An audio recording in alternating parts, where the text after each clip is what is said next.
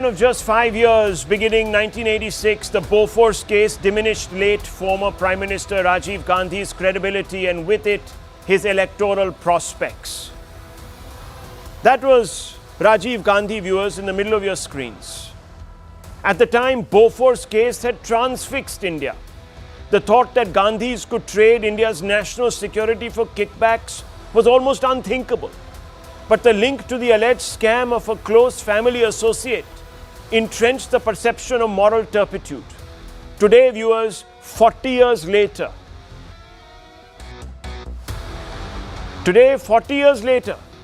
could well turn out to be the biggest day in the political career of Rajiv Gandhi's son, Rahul Gandhi. Today, viewers, by the time you watch the hard facts, the Congress will have presented its defense in the Herald House allegedly money laundering case to a special court judge. The Congress will hope that the judge is convinced enough to shut the Herald House alleged money laundering case file forever and lift a massive burden of Rahul Gandhi's chest. Remember, this is a case in which he remains on bail. Several attempts have been made by him and his legal team to get the courts to quash this case. He has not succeeded. The Enforcement Directorate over the last 48 hours has made some very strong claims.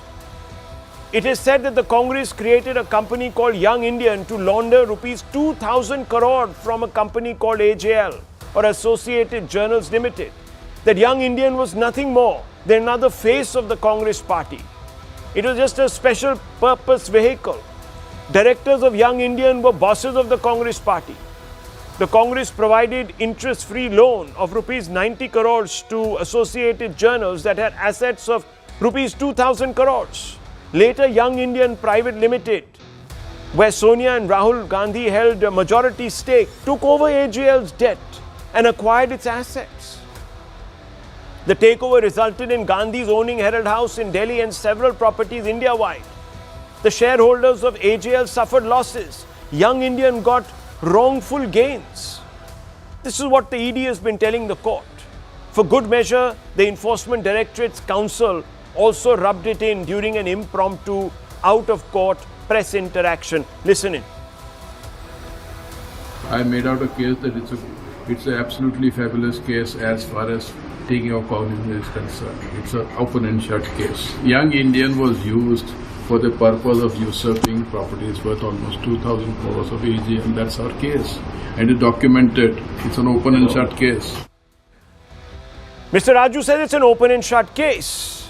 And his assertions prompt some questions that the court wants to get answers to. Why was the political party exempt from taxes and donations, scrutiny engaged in financial moves benefiting Gandhi-owned private entity? Was there a conflict of interest in transferring loan from Congress to Young Indian without adequate valuation or compensation? What is the justification for using a not-for-profit company, Young Indian, to control high-value real estate? Was this transaction appropriately disclosed in party and individual tax filings? The Congress party has fielded its ace lawyer, Dr. Abhishek Manu Singhvi, to crush the ED's case and to answer satisfactorily the questions that the ED is posing in open court. Dr. Abhishek Manu Singhvi has said, and I quote, "It's an alleged case of money laundering without any money being and property being moved, without any use of projection or property." That's the nub of his argument. He says it's bizarre.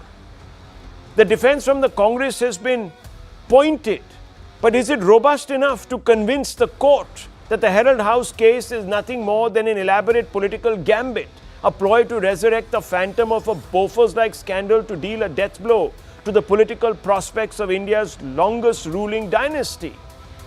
That's the fundamental question that will need to be settled in some ways, viewers.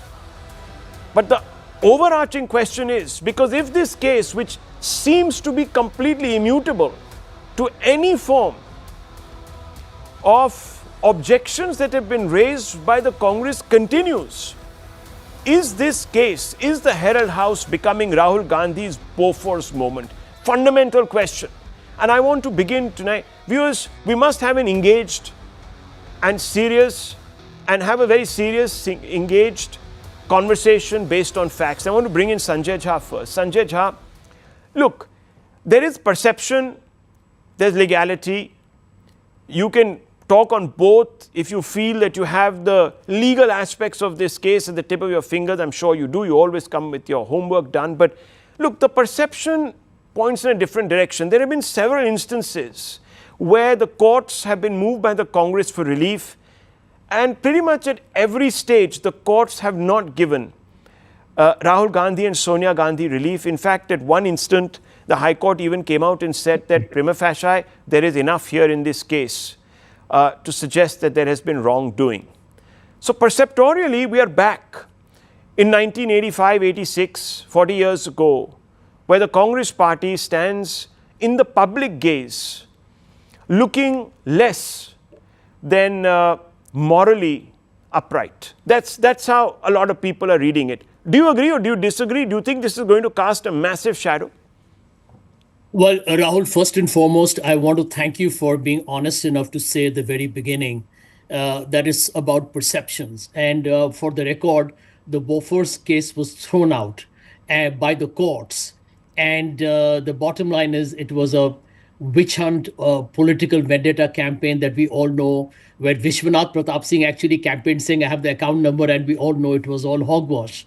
As far as the National Herald case is concerned, let me tell you, I've been on it since 2013, when I remember Dr. Subramaniam Swamy first brought it out, and you and I were there. You were that time in Times Now.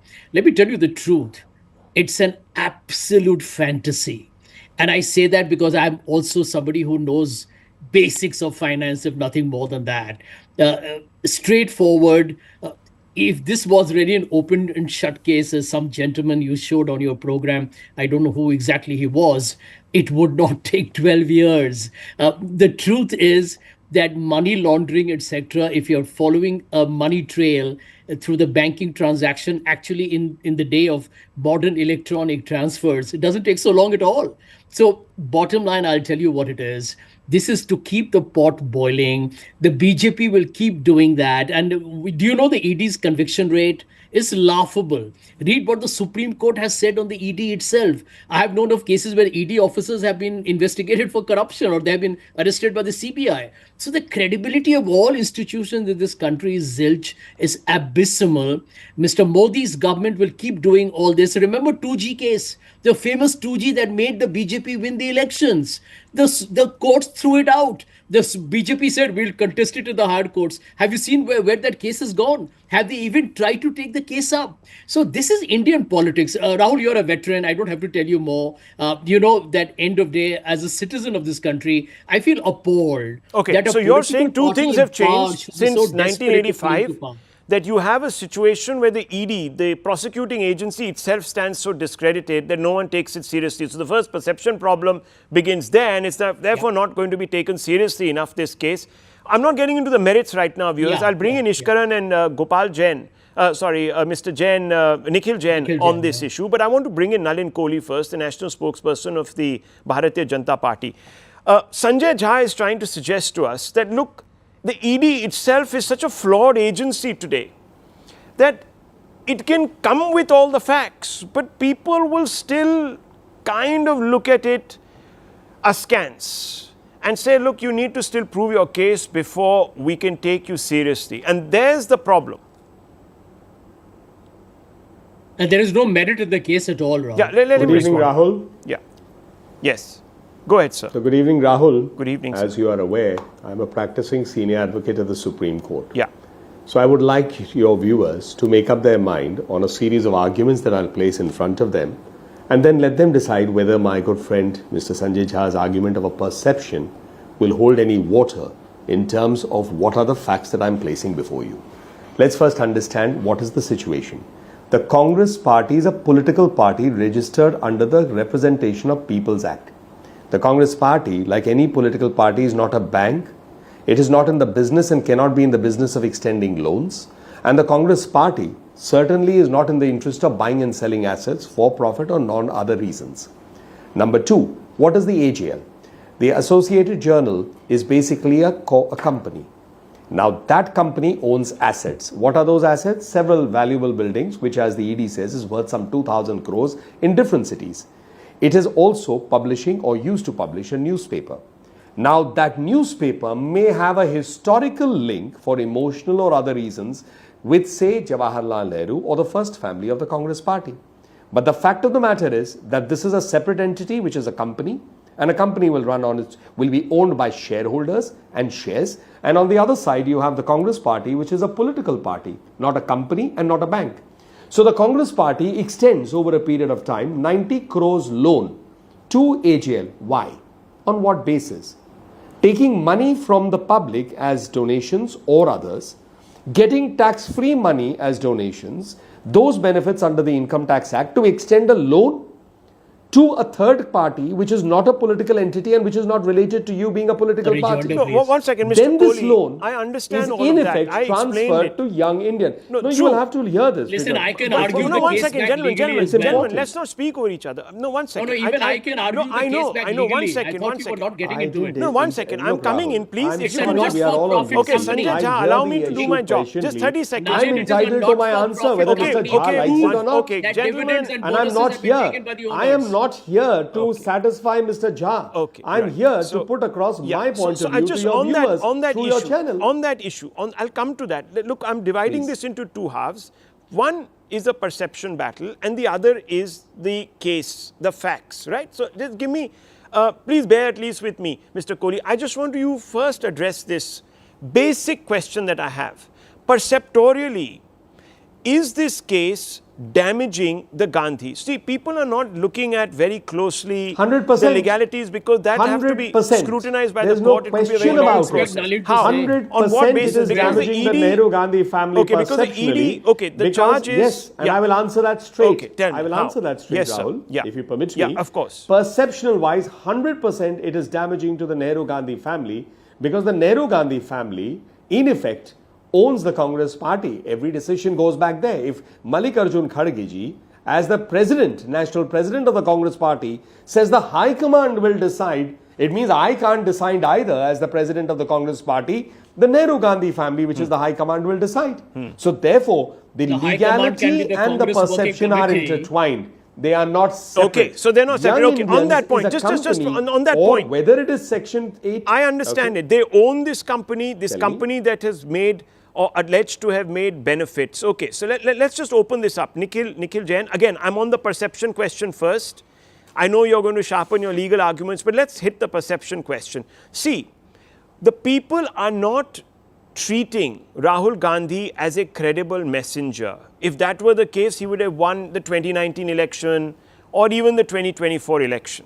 Yes, the party's numbers improved, but 10 years of anti-incumbency, certain other issues I'm not getting into right now, they're not germane to this conversation, led to a little bit of a jump in the Congress numbers. But certainly this is no glorious victory. After that, there has been a complete implosion electorally.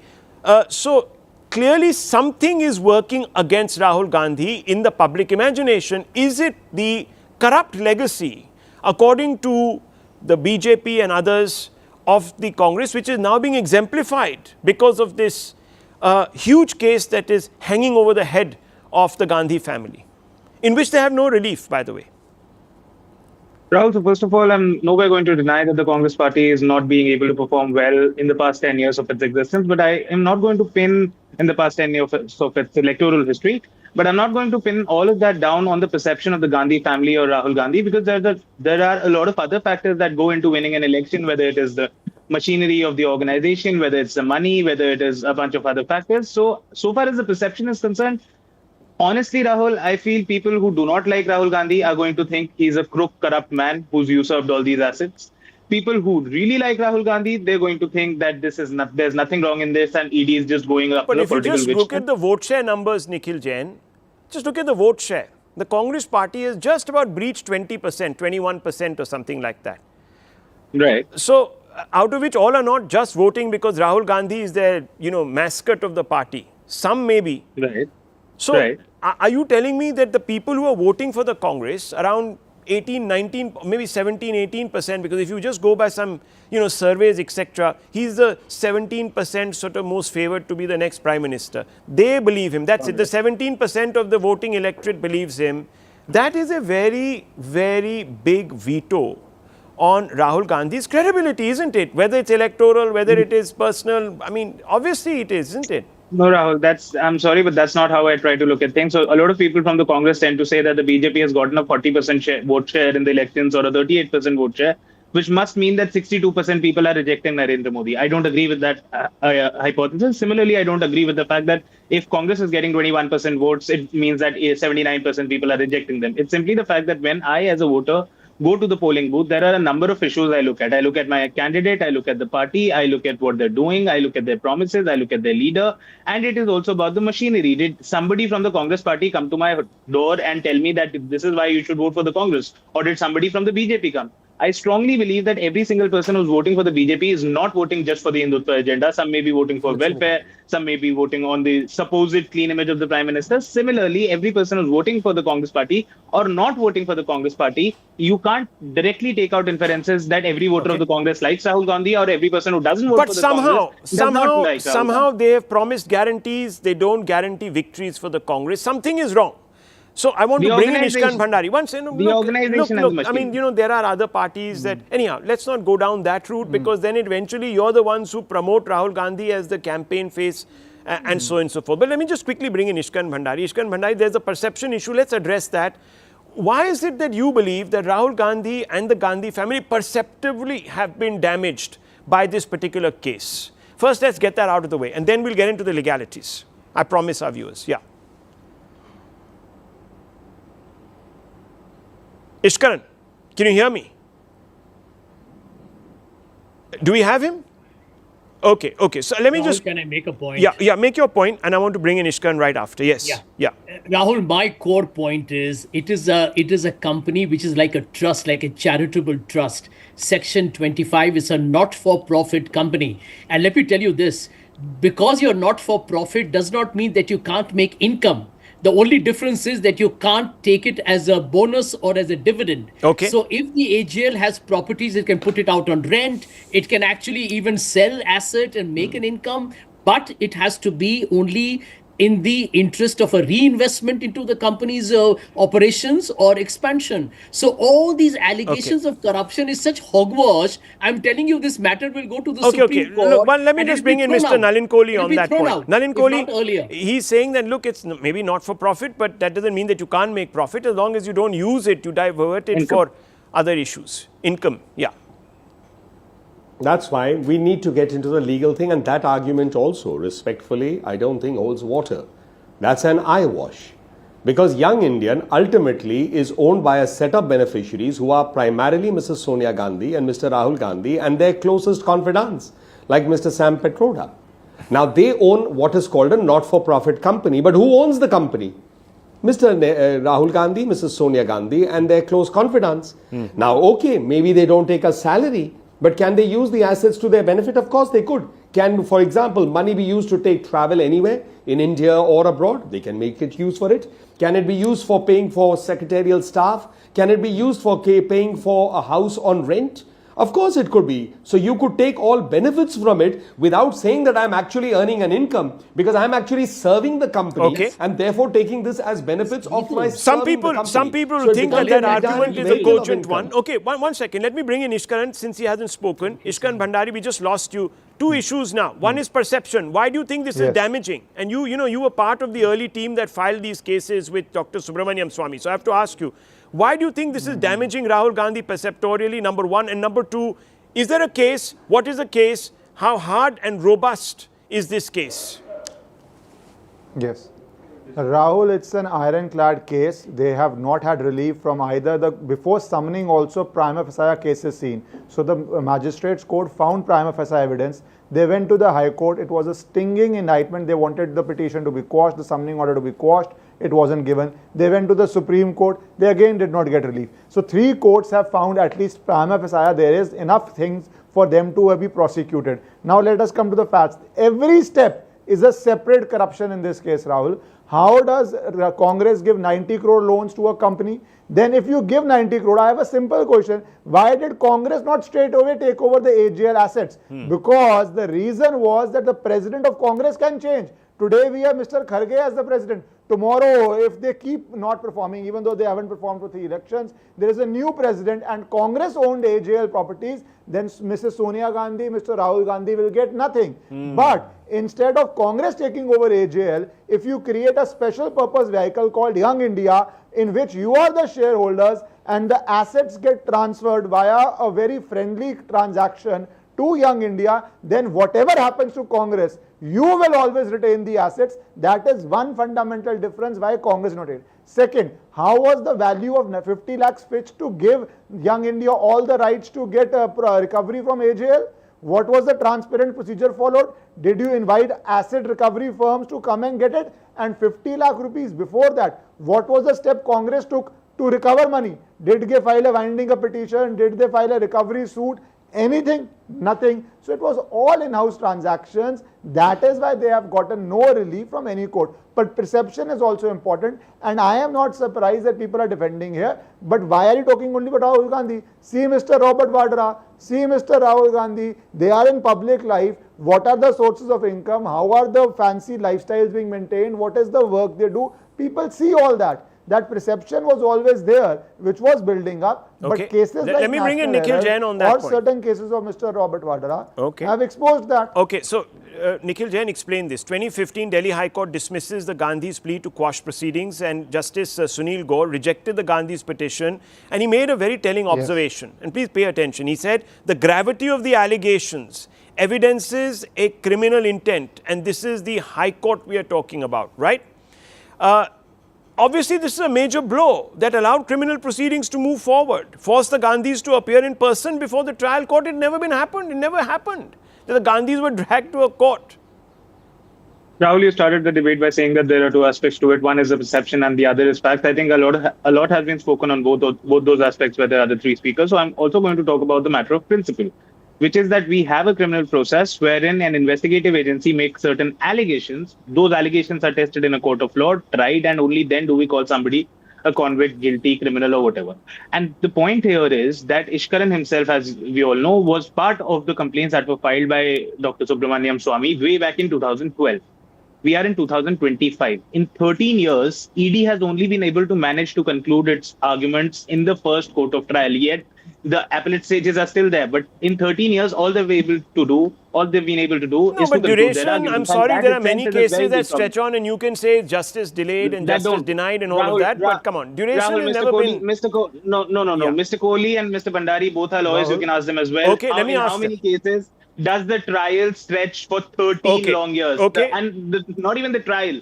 The prosecution's arguments stretching for 13 long years. Two rebuttals coming your way. You want him the answer. Mr. Kohli answers first, and Ishkan Bhandari after that. Yes.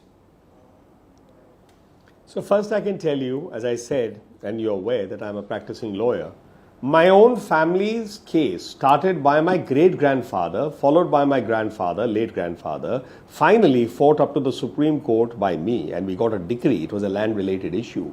In 2018, it started in 1967. That's almost 40 odd years plus.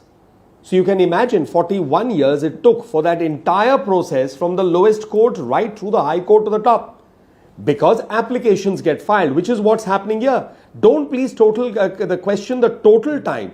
In this period that it was before the ED put it in the first court, as Ishkaran has just pointed out, and he was part of the team, he can give you more details, that essentially they kept challenging it at each step and going right from the first court to the high court to the Supreme Court. Everything takes time. So time is not the issue. Okay. The issue is what is the credibility in the argument and the case of the ED. That's and the the point. very fact that there is Nikhil no Jain, relief quick response in before I bring in terms of Ishkan appearance Bhandari on the shows that there particulars. is prima facie a good case. Okay. Rahul, that's the point. Mr. Kohli mentioned that the case is taking 30, 40 years in the different stages of the case. That is my precise point. In what What is case your point? does You the said that trial- delay is reason for us to doubt, but he's saying No, delays. the I'm entire- sorry, but no. people can actually There are multiple stages in a foment case. delays.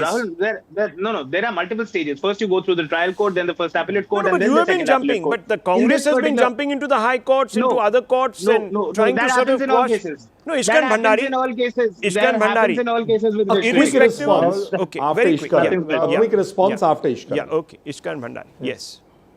Yes. Rahul, firstly, let's not misquote the law. Even if you get convicted by a trial court, you straight away go to jail. You don't have to wait till Supreme Court. Secondly, delays are When inbuilt, did I ever especially say when that? you have lawyers of... 1 second, let me finish. Especially when you have separate lawyers for all accused who are all top lawyers who challenge every simple order right up till the Supreme Court. And when an order is challenged, sometimes you get a stay while the court is hearing that. Point is, do they get relief? For example, Why in the does the court quashing, give a initially stay? when it was challenged, you may... Initially when it was challenged, what happens when the court decides? Like in the High Court, the court dismissed your petition to quash the summoning order and had often do stinging quashing indictments. Then you petitions went in till pre-adoption Supreme Court. cases succeed? They also did not give... Rahul, can I complete my point? Yeah, This let is him finish his constant point. interjection Okay, let him finish without his knowing point. the law is not... Yeah. Okay, Let me finish my point. Yeah. So you keep on going for every application to the High Court and the Supreme Court because you have a battery of lawyers, which is your right, fair enough. But that delay is inbuilt into our judicial system, and you can have a discussion on why the court should decide Rahul, cases can I make a faster. point? Yes, But it okay. is nothing new. I can cite you 100 cases where delay has happened. Okay, delay is not a reason to doubt, viewers. We all know this. Very quickly, Sanjay Jha, Delhi HC orders eviction from the Herald House. There have been setback after setback. Yeah. Come on, this has got to... I mean, Rahul- there is some smoke. There can't be Yeah. any smoke without fire. There is a raging fire here. Yeah, so Rahul, let me answer you. There are some lawyers. I have been a banker. Money laundering is not so difficult to establish in the modern day age of electronic banking. Let me tell you, there are trails available. It doesn't take 13 years. Since their allegations is there is money laundering, which means you're talking about source. Okay, they show the contribute source of the any money. Application. I can tell you this. Nalin for a Kohli, fact, it's not been that shown. There is here Nothing has but a moved, says political Dr. ritual Abhishek Manu going on. Singhvi. Neither has the land moved, neither has the money moved. So where is the money laundering? Yes, sir. It's absolute hogwash. Okay. This very whole simple. thing Nalin is a Kohli. hogwash. Nalin And Kohli 50 before- lakhs of Nalin which Kohli was before given I by wrap young up. Indians, Yes. the 50 lakhs which was given by young Indians came through a transaction which was reported in the media through a Calcutta shell-based company, a shell company, which basically transferred, which is an entry, 1 crore rupees. That is also part of the investigation. So Nalin, therefore, जरा money electoral laundering bond के बारे में basically is बता देना related to the Guruji. question of proceeds of crime. 1 minute, Sanjay ji, 1 minute, please. I'm also just hearing you out. We are all long distance. It doesn't help the viewers. So money laundering and proceeds of crime is the essence of it. Time is not the issue. I'll ask a counter question. If this was such a rock solid case for the Nehru Gandhi family or the Congress party, what would be the approach? I want to be out of court ASAP. I don't want to waste any time. This is my best defense. I am presenting my best defense. I am not going to do dilatory tactics of going first into this court, then Okay. using another petitioner to go into another proceeding because you want to finish it. So you can't take the benefit of one delaying the trial Viewers- and then saying the trial is getting delayed, so it means there is no case. Okay, so viewers, here it is. Today, whichever way we cut, 1 second, last 10 seconds, please, Ishkan Bhandari. I'm really running out of time. Rahul, I'm so sorry. I'll have to leave. Rahul, Yeah, just yeah. a simple point. If every day, Rahul, every day we get cases quashed in the High Court or the Supreme Court if you have a decent defense, if there is nothing for the prosecution to proceed against you. The Gandhis with all their lawyers have not gotten quashing done in this case. Okay. And they tried. So and the they fact failed. is, that viewers- itself shows how serious the case is. Okay, so here we are, viewers. This is the only case in which the Gandhis are actually out on bail. The first thing they would want to do, of course, is to have this case quashed. It hasn't happened. Few years have dragged on from 2014 onwards, viewers. Almost 9 years, actually more, 10 years now. And you have a real Damocles sword. Today is the day that the Gandhis have taken a stand. Their defense has been presented. Is it good enough? It all comes down to today. History will look back on this day. If the Gandhis get away, it is this day, viewers, today, that made the difference. If they don't, it is this day that proved to be their Waterloo.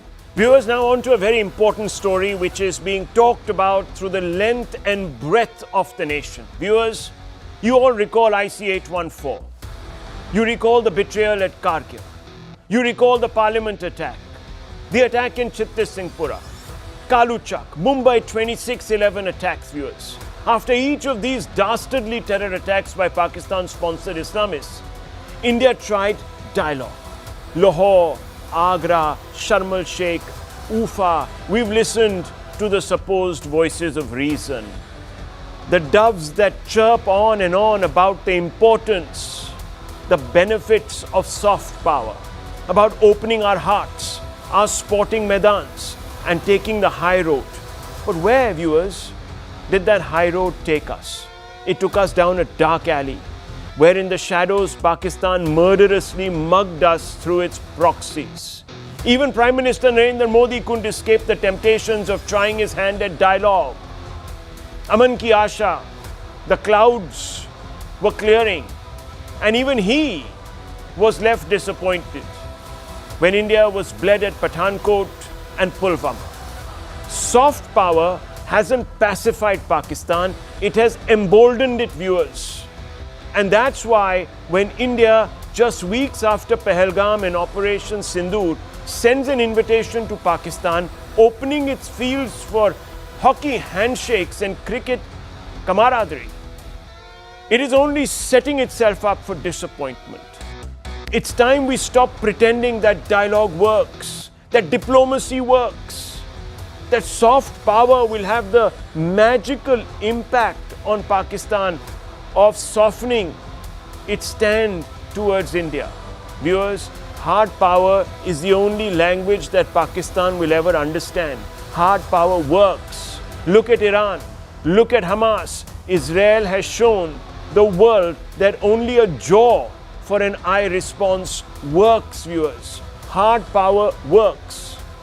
Hockey handshakes, cricket camaraderie. Viewers, they're for the birds. End contact with terror state Pakistan, and I just hope that the Indian government does that. Let's open this up.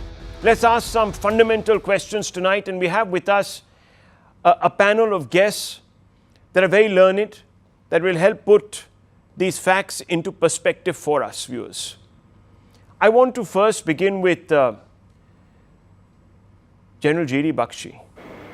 General Bakshi, many people will tell you today that you are weaponizing sport, that you are drawing politics into the sporting arena by going out there and objecting to what many people say is a exchange, a cultural exchange. It's necessary to get to know your enemy. That's what they'll say.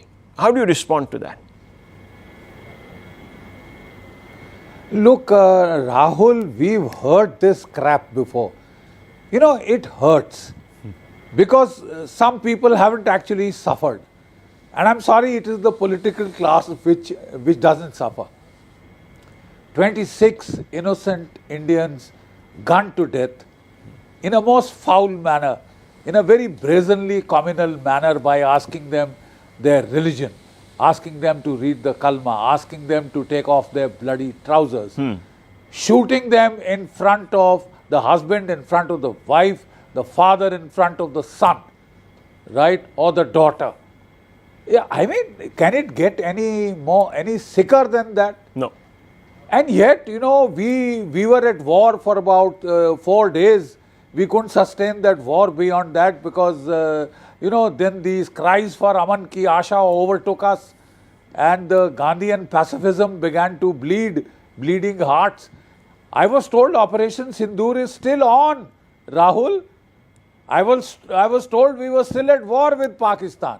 So I fail to understand this love fest. You know, the cricket board is just chafing on the sidelines, wanting to play cricket with Pakistan. The Mushairas club, the, you know, ghazal singing club will all get together, go for foreign jaunts, you know, try and see who gets upgraded to business class, etc., etc.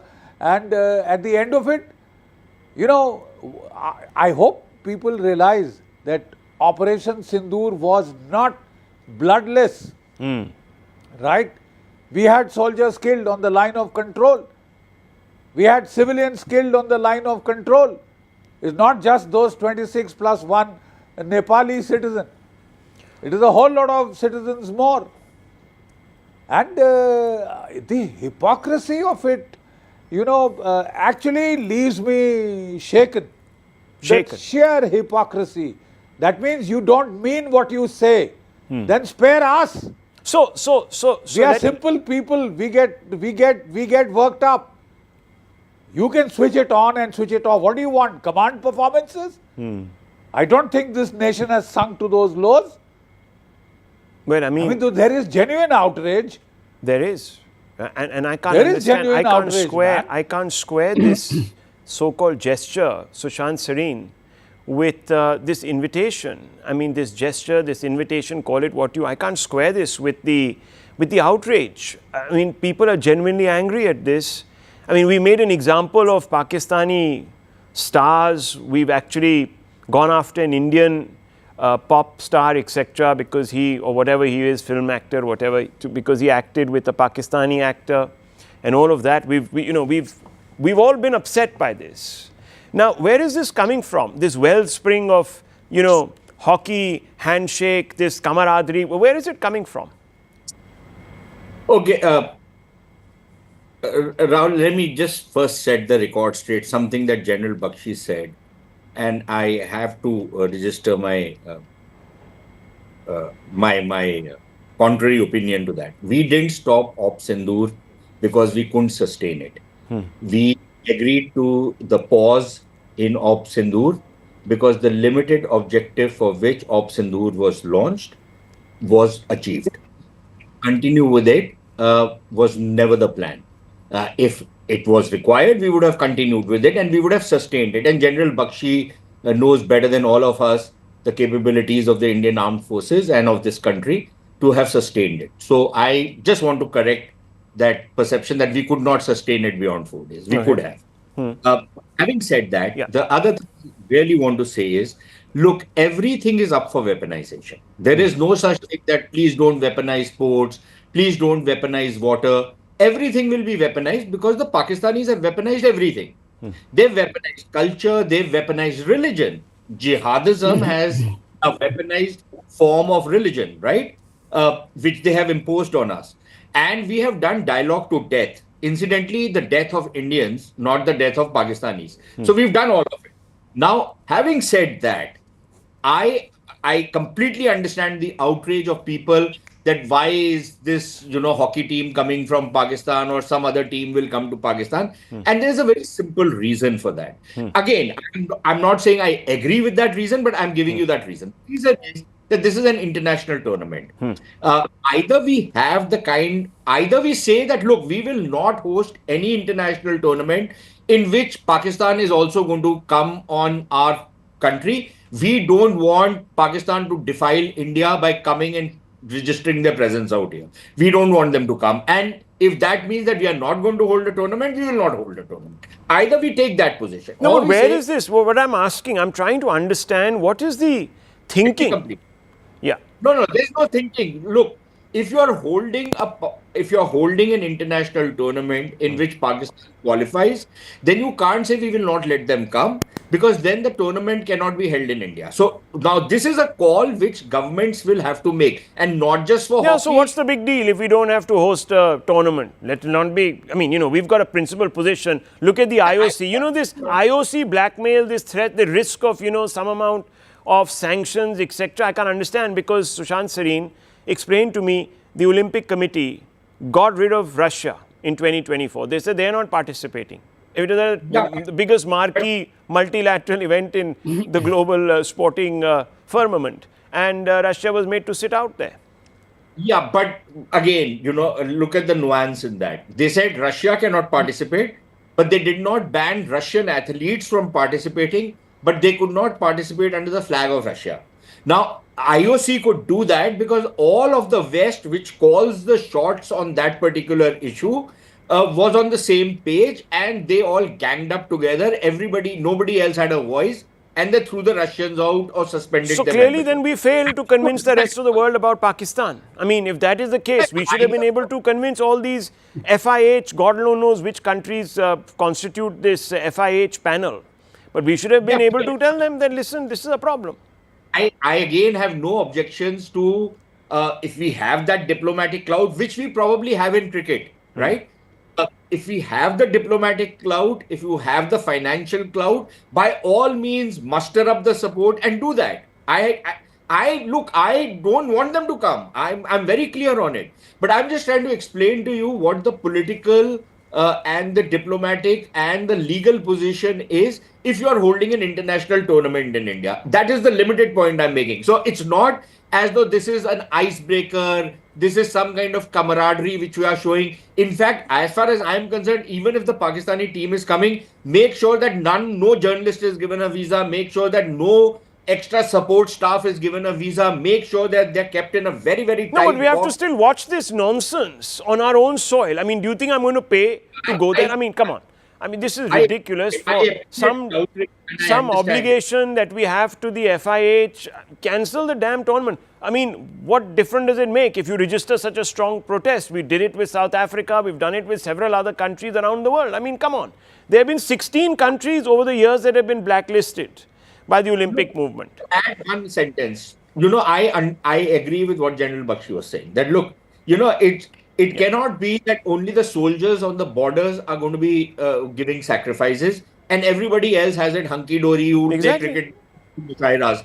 No, then that means that if, for example, in a particular cricket tournament, a draw brings India and Pakistan in a pool match, we will say we are not going to play against this terrorist state. Yeah. We will not play against them, even if it means docking our points. Exactly. Fine, we are very happy to do that.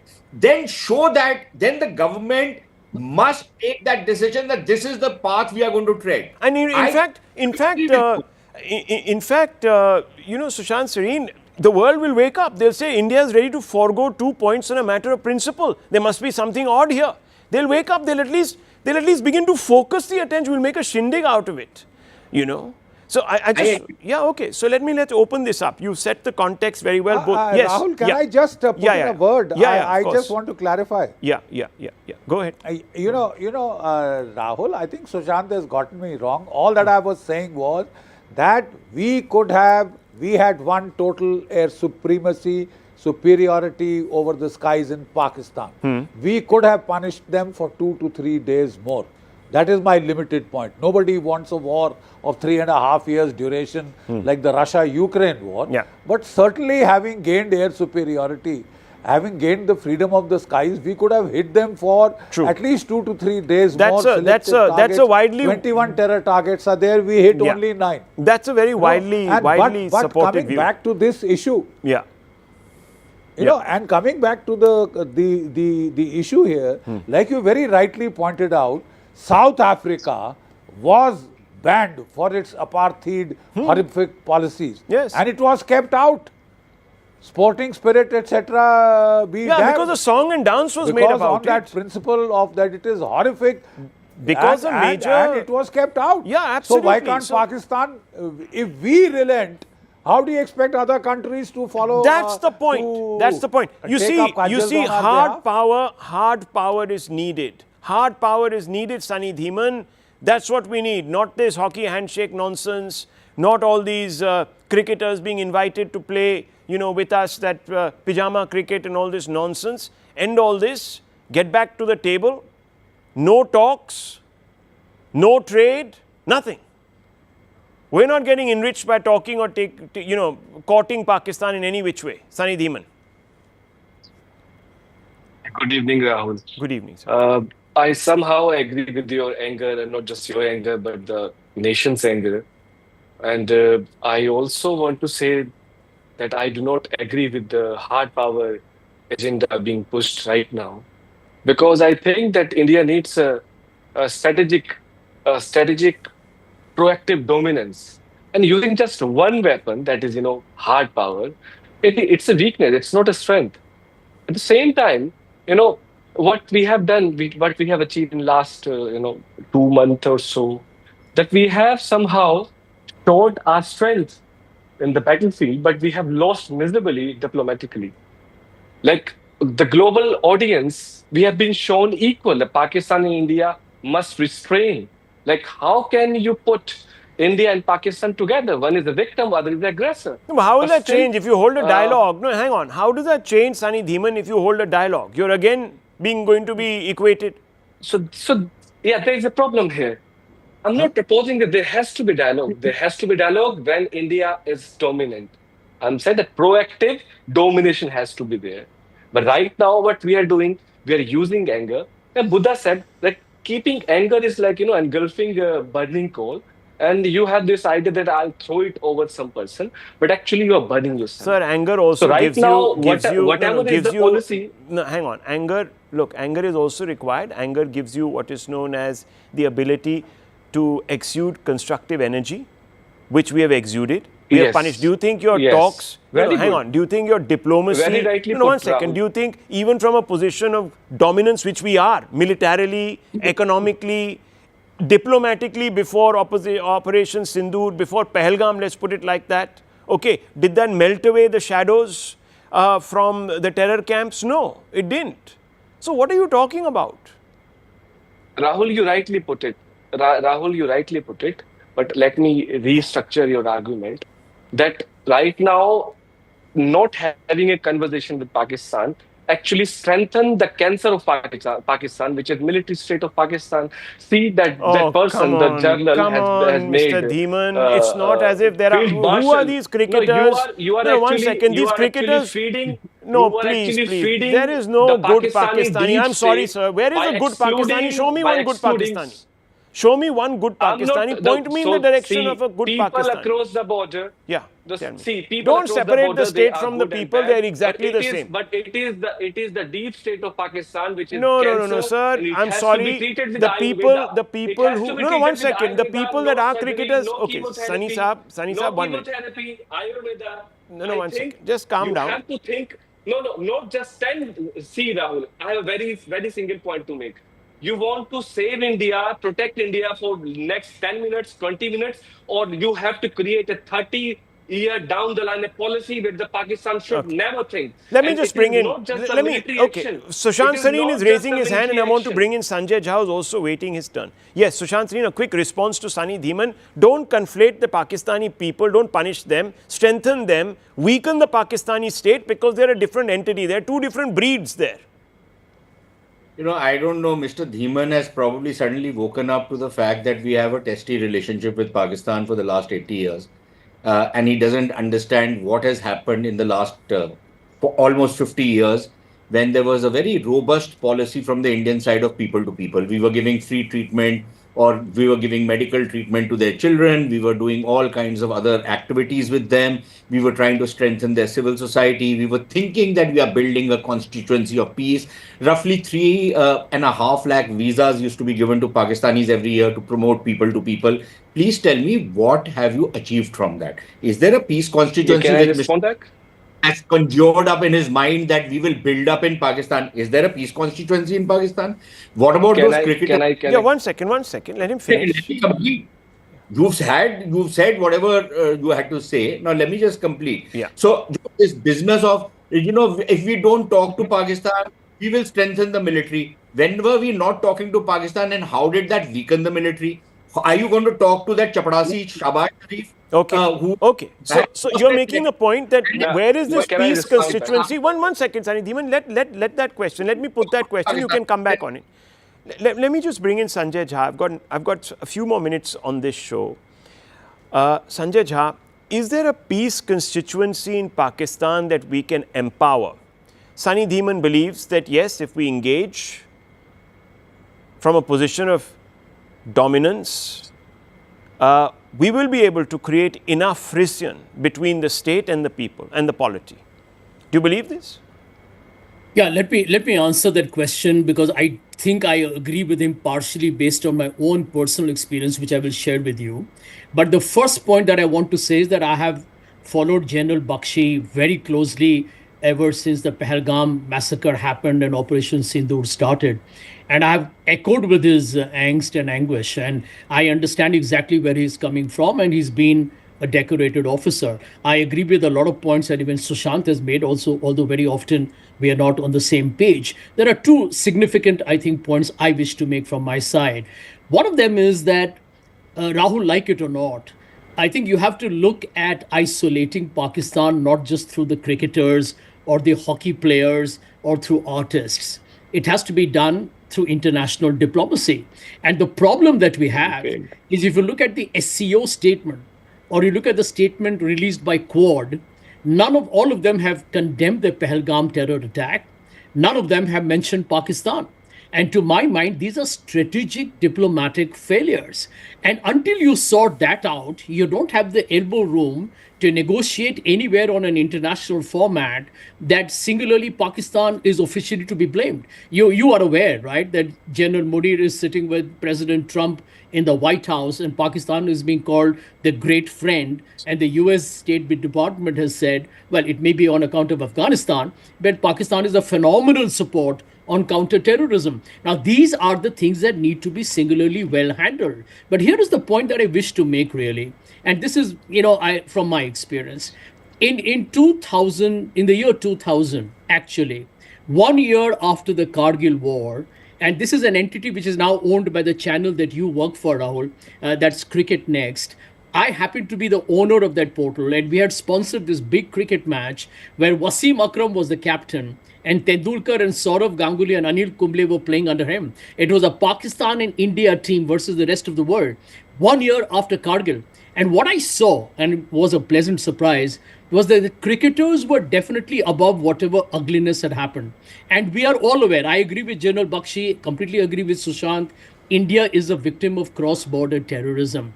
But I will continue to believe that do we want the Pakistan army and the establishment to paint every citizen of India to be some kind of a hostile, somebody spewing with hate who wants Pakistan to be incinerated tomorrow? I don't think anybody in India is like that. We have a geographical issue with Pakistan. No. Pakistan is going to try and attack us. The idealism. A lot of the issues have to be handled militarily and diplomatically. Sorry, and sir. politically. I know, I understand. But look, I'm just going to make a couple of points and I'm leaving it to the other two gentlemen to speak on this. International diplomacy, put your faith in international diplomacy. Nehru put his faith in international diplomacy, took Kashmir to the United Nations, viewers. What did we get? Nothing. Every successive Prime Minister has put his faith in international diplomacy. What did we get, viewers? Nothing. Not one castigation of Pakistan. Let's be honest, across the board. There was a period where some people talked about de-hyphenation, but basically, viewers, that was just 2 tracks. That's it. There was never really de-hyphenation. Just that Pakistan was not wanted anymore. It didn't have much utility, so people conveniently skipped it over. But whenever it made itself relevant in whichever way, people were back, going and visiting and entertaining. I mean, look at after Rahul, the Kargil example. No, during Kargil, who was sitting in the Oval Office? Just a reminder. Just one short point. One second. Let me just, your assumption. No, 1 second. Did not Pulwama and Pahalgam happen despite the fact? No, so that there was engagement. I'll tell you the difference there. 5 years, actually more than that, we went without a big terror attack. They tried to test us. We paid them back. We paid them back. No. You are missing a very There were many terror attacks. No. I'm talking about a massive. I'm talking No, 1 second. I'm talking about. There were many terror attacks. I'm talking about. Please listen to me, Sanjay Jha. I'm talking about. 1 second, gentlemen. Don't breathe down my neck. I'm just making. Okay, 1 second. Let me just open this up. Let me get 2 other voices. Since Sanjay Jha has made 2 points, let me get Sushant Sareen is raising his hand to respond very quickly, and after that, General Bakshi. Yes. Well, on a very limited point of what Sanjay said, look, I can understand where Sanjay is coming from, but see, the problem is that his is an anecdotal evidence of a particular cricket match which was organized, and there was a lot of camaraderie between cricketers, and that point is well taken. But I just wanted to ask Sanjay, were people like Waqar Yunus, who have been spouting hate ever since part of that cricket team? Were people like Inzamamul Haq, and the rest of that Tablighi Jamaat gang, who wants to proselytize on the cricket field part of that particular tournament. So the point is, you have to see, when people talk about, the state is different, the deep state in Pakistan is different from the society. The deep state comes from, number one, that society. It's not separate from it. The society indirectly endorses and backs whatever the goddamn deep state in Pakistan does. Exactly. And they stand Where do separate. these cricketers, where do these recruits for terror, where do these cricketers come from? General Bakshi is raising his hand. Yes, sir. I'm running out of time. Yes, sir. General Saab. Rahul, I'd like to point out why did this field or Field Marshal Asim Munir start this whole fracas? He wanted to rally the Pakistani people around the flag, because he felt, because of Imran Khan and the other, the army had lost its sheen. It was being looked upon with contempt. People were attacking the Corps Commander's house, unprecedented. He wanted to get the people of Pakistan to rally around the flag. And what is the best way? Pick on India, start a conflict with India, and every single Pakistani will rally around the Pakistani flag. And they did. And they did. There ends your bonhomie. There ends your Aman Ki Asha. There ends everything. Yeah. They rally around the flag. There is in my mind, because I have to wrap this up. simple I think I agree with General Saab. There is, and of course Sushant Sareen. And while I'm not going to go down that route, but the fact is that the Pakistani society enables their state. It's not quite the other way around. And that is the problem. We've got to remove these sort of rose-tinted glasses of us, put them away. The hockey players and the cricketers who prostrate after a match on the ground and say we have won a jihad, they're not deep state actors. They are people from Society of Pakistan viewers. There is something very deeply wrong, and it extends all the way back to their curriculums, what they read in school and class. They don't see you even as the same people, let alone anything. They've dehumanized you in a sense. Heart power, viewers. 2 words.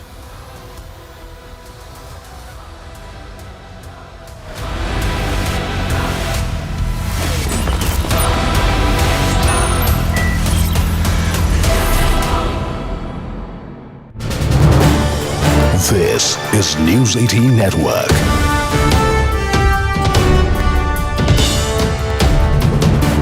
India's largest news network. Prime Minister Narendra Modi arrives in Trinidad and Tobago, and Prime Minister of Trinidad and Tobago, BCCI, welcomes him in Indian attire. Prime Minister Narendra Modi arrived in Trinidad and Tobago early today on the second leg of his 5-nation tour, marking his first official visit to the Caribbean nation as Prime Minister. He was warmly received at the Piarco International Airport in Port of Spain with a ceremonial welcome and a guard of honor. CNN News 18 Siddhant Mishra joins us this morning. Siddhant, could you walk us through the importance and significance of this meeting? Well, this visit of Prime Minister Modi to Trinidad Tobago is very, very significant. As we were discussing before, that 40 to 45% of the population of Trinidad Tobago is of Indian origins, and in fact, this is the first visit of Indian Prime Minister to Trinidad Tobago since 1999. The last Indian Prime Minister to visit TNT was late former Prime Minister Atal Bihari Vajpayee. Now, Prime Minister Modi has arrived in Trinidad Tobago. In fact, he was given a very unprecedented welcome at the airport by Prime Minister of TNT, 38 cabinet ministers and 4 members of parliament. They all were present at the airport to welcome Prime Minister Modi. In fact, Prime Minister Modi just addressed a community event in TNT. In fact, we've also been told that TNT has decided to bestow upon the highest honor of TNT on Prime Minister Modi. So as we were discussing before, TNT is also a country from a global south. In the past, India has extended help and assistance to TNT in the form of rice consignment sent by India. TNT has also become the first country in the Caribbean region to accept the implementation of India's UPI platform. New agro machinery for food shortage and processing was given to TNT by India. In fact, India also supplied 40,000 doses of COVID shield vaccine under Vaccine Maitri to TNT. Also, this visit of Prime Minister Modi shows the immense importance that India accords to the Caribbean countries and reflects India's growing partnership with CARICOM. This year also marks as the 180th anniversary of the arrival of Indian immigrants in Trinidad and Tobago. And this visit of Prime Minister Modi reinforces India's commitment as a development partner of the Global South and a trusted friend in the Caribbean. So a very, very important visit of Prime Minister Modi, as we discussed before. And in fact, he was given a very unprecedented welcome at the airport by Prime Minister of Trinidad and Tobago, along with 38 ministers and 4 MPs. And in fact, Prime Minister just addressed a diaspora event in TNT. And in fact, Prime Minister said that the OCI cards will now be given to the 6th generation of the Indian diaspora in TNT. Prime Minister also said that India and TNT are not just connected by blood or surname. Both countries are connected by belonging. India looks out to TNT and welcomes you. The ancestor of Prime Minister Kamla, the Prime Minister of TNT, were from Bihar's Buxar. She has also visited the place. People consider her the daughter of Bihar. So Prime Minister during the diaspora event did mention that. In fact, Prime Minister also said that how when India achieves something, then the people of TNT are proud of it. And in fact, the Prime Minister said that all of you must have cheered when India's Chandrayaan-3 landed on the moon. We named the place where it landed as Shiv Sena Point, and Indian astronaut is on board. Prime Minister was also talking about the achievements that of India in last 1 decade. So as I said, that a very, very important visit, perhaps reflects upon India's commitment to the CARICOM nations. Also, the Global South it should also be seen in that context as well. So now Prime Minister will also be holding talks with the Prime Minister of TNT, and after which Prime Minister will be going to Argentina for his next leg of the visit. Right. And Siddhant, you just mentioned that Prime Minister Modi is visiting a country where, there's a huge population of Indian origin, especially people from Bihar. So what does this say about the cultural diplomacy? Well, yes, right at the arrival in TNT, in fact, Prime Minister was welcomed at the hotel with a Bhojpuri Sangeet, traditional Bhojpuri song.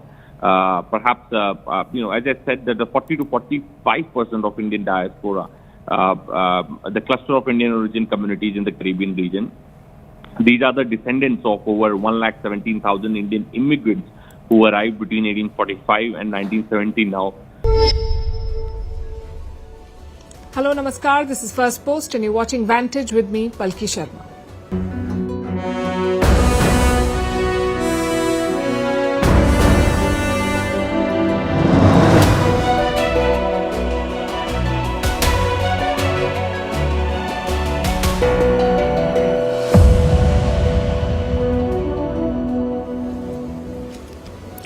Pakistan has made a big admission. Back in May, during India's Operation